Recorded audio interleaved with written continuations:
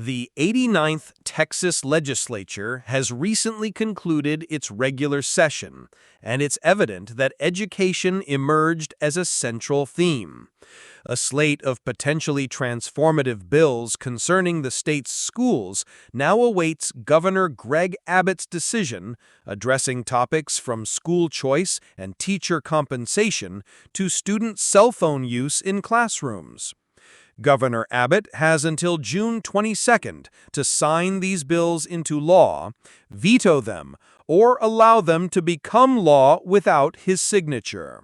Among the most significant and intensely debated measures is a newly passed school voucher program, a long-standing objective for advocates of school choice. This program, if signed into law, would create education savings accounts, allowing families to use public funds for private school tuition or other educational expenses.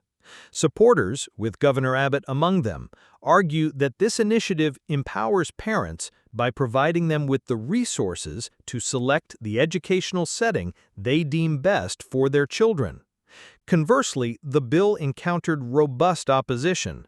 Critics express deep concerns about its potential effects on public school funding, fearing it could divert essential resources from schools they argue are already insufficiently funded.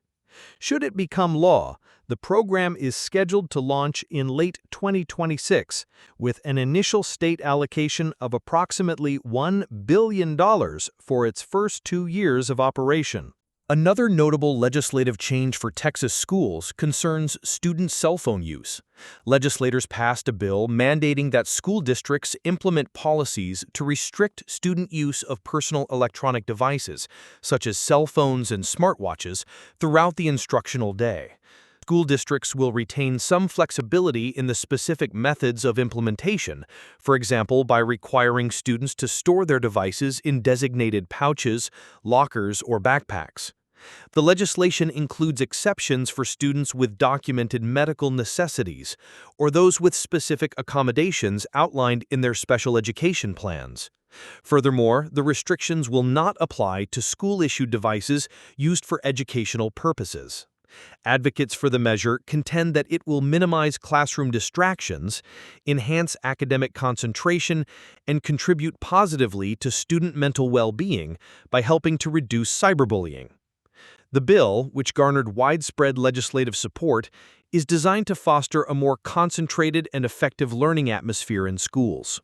Educators statewide are keenly observing the progress of a significant teacher pay raise bill that has also landed on the governor's desk.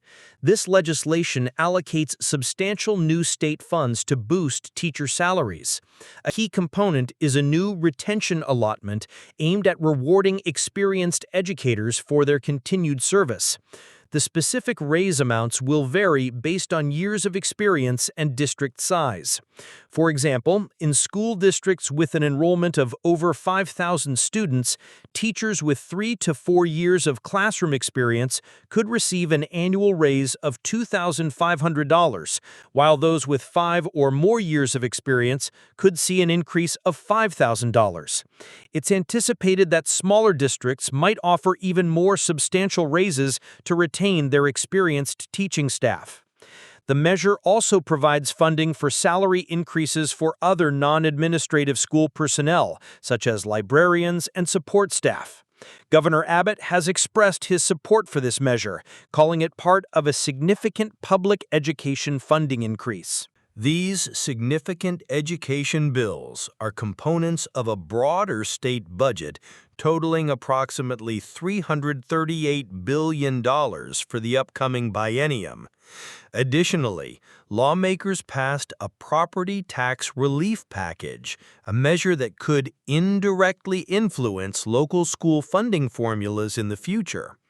With this slate of major education legislation now before Governor Abbott, the period leading up to the June 22nd deadline for his action, be it a signature, a veto, or allowing the bills to become law without a signature, will be pivotal.